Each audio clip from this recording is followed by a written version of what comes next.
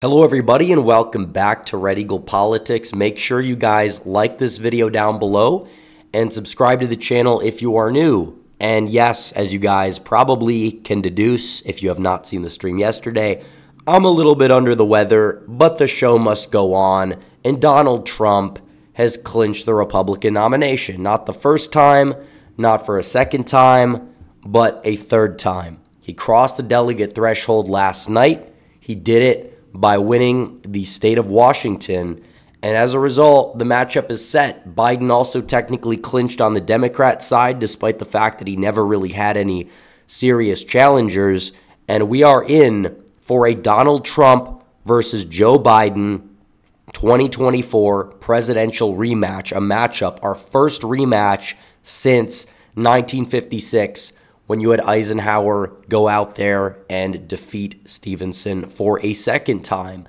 So here we go. Trump is currently the nominee, and it just feels as if a victory against Joe Biden to complete the story, to complete the revenge tour, just may be inevitable.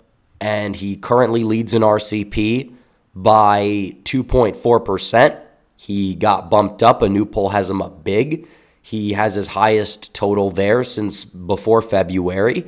And on top of that, these cases are falling apart. You're looking at this. The judge in the RICO trial has dismissed 6 charges already in the Trump interference case, basically saying that a lot of the charges that Fani Willis put forward were complete bogus, and so much so to the point where he didn't even want to hear them. Now, still, they haven't dismissed the case entirely, but you look at how the tides are turning. These cases are falling apart. A lot of trials are getting delayed. It doesn't seem like a conviction is all that likely before November on any case besides maybe the New York case, which has never in history included any jail time. So you're looking at it and it's like Trump may be inevitable. And obviously, this is going to be a close election. I'm not saying that people should get complacent, because they shouldn't. They should get out. They should vote. We need people volunteering.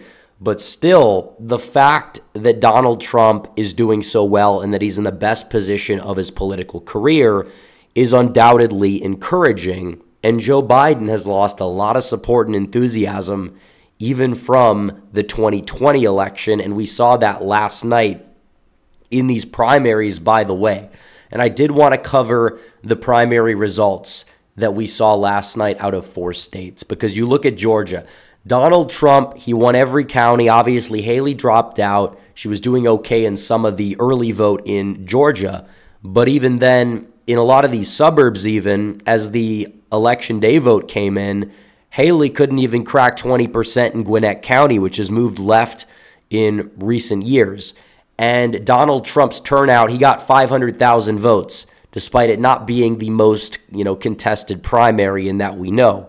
It was down from 2020, which is true, but still, the House primaries were on the same day, which did likely inflate the vote totals for Donald Trump and Joe Biden. They were not on the same day this time. Biden, however, he got almost as many votes as Trump, and then he had Bernie Sanders get 100,000 votes despite already dropping out. And you look at the Democrat side, Joe Biden only got 275,000 votes in the state of Georgia. And even in a lot of these counties, like you look at Cobb County, which is a Democrat-leaning county now, didn't used to be that way. He only got 22,000 votes there. You look at Trump, he got 30,000 votes there. Trump got almost as many votes as Biden and Haley combined. And that's with knowing that, yeah, some Haley voters will eventually vote for Trump in the general election. So you're looking at the big picture, and it's like, okay, so you have a primary. There's not a big incentive for either side to turn out. It's not like in 2020 where you had the down ballot races the same day. But still, Trump gets 500,000 votes. He gets more than a half of his 2020 total. Biden, on the other hand, he gets like just over a quarter of his 2020 total.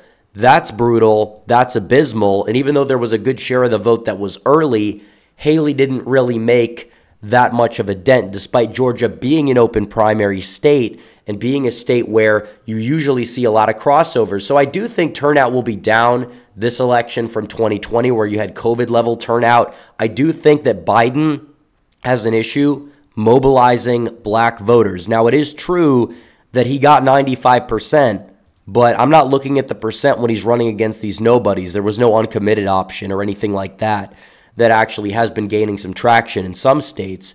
But I am looking at Biden's total vote total, which was abysmal. And it's like, I think Trump has got Georgia in his column. And if he does, he is at 251. He can win with Pennsylvania. He could win with a wide variety of those 5 possible paths that I've given and I'm going to continue to give in past videos and future videos. So looking at the big picture, Trump is in a very good position in the state of Georgia. That's true. He also won Mississippi big. He almost broke his 2020 record in Mississippi. Democrats didn't have good turnout overall, but they didn't really have a reason to turn out.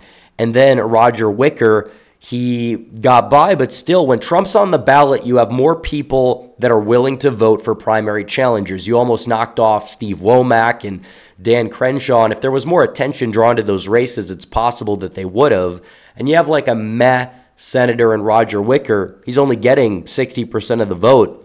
When the Donald Trump primary coalition turns out, that is absolutely huge to look at there. And I think when it comes to Ohio, I think you're going to see Bernie Moreno win the primary for the Senate race, which is also good. I think he'll beat the Rhino Matt Dolan, but still, you know, we're going to be covering that later on in the week, hopefully when I get my voice back a little bit. So there's that. Now you get to the clincher state in Washington. Donald Trump went out there and he got 442,000 votes. With 80% of the vote in, he's probably going to get closer to 600,000 votes there. Now, it is an all-male state for the most part, which is why Nikki Haley did so well, because a lot of voters already voted before the Super Tuesday races where Haley soon dropped out after. And it is an open primary, so you did have a lot of Democrats crossing over, which did also inflate Haley's totals, but still, Trump did pretty well overall. It's not a state he's going to really contest. It's not a state I believe he can really win. But you look at the Democrat results there, Biden's vote total was not that much higher, and he only got 86.7%.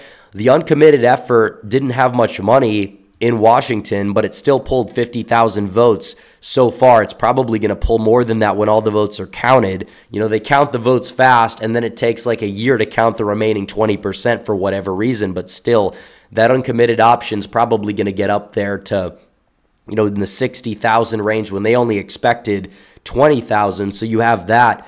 But overall, Biden total turnout, not that high for being Washington state overall. That was a state that he did much better in numbers-wise in the primary. He actually got more votes than he has right now in 2020. He got 591,000 votes, and he only got 37% of the vote. He barely beat out Bernie Sanders. So overall turnout dipped significantly. That's anticipated. It's not a contested primary, but still neither is Trump's side. And you look at who's dropped off more from 2020 in every state, it's Joe Biden. And then we get to the interesting state here, the state of Hawaii. Now, this might be meaningless to a lot of people because Hawaii is like a deep blue state, and it probably is going to go Democrat, but still, closed contest. Trump's getting 97% of the vote. We're seeing his 2020 numbers at this point. Now, turnout is low, but it's still a caucus. And you look at the Democrat side, Joe Biden actually got a third of the vote, not even a third of the vote that Donald Trump got. Trump got 3.5 times as many votes as Biden in Hawaii, of all places.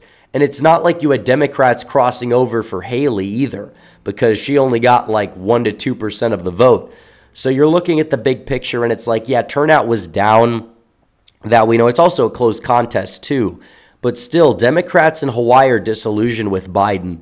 And you see 34% going for uncommitted, going for minor candidates who most people have never heard of. That's not a good sign for Biden overall. Now, I think he wins Hawaii, but do I think that Trump is going to get like possibly 40% in the state? I wouldn't be surprised. I think it's going to be the closest Hawaii election since 2004. And wouldn't it be funny if Trump got Georgia, he got Wisconsin, he got Nevada, and he only got 267. But then he won via Hawaii and lost all the other swing states. That would be funny. I don't think it's going to happen, but it would be pretty funny if Trump did go out there and win the state of Hawaii when it's all said and done. But that's pretty much it, guys. Donald Trump, he's got all the momentum. He will be the nominee. And we got to go out there and defeat Joe Biden and do everything we possibly can to do so. So anyways, guys, thanks for watching this video. Like this video down below, comment down below, subscribe to the channel, hit the bell for notifications so you never miss another video. Follow me on social media. The links are all in the description down below. And I will see you guys in the next one. Hopefully my voice will be better. But anyways, guys, thanks for watching. Red Eagle, out.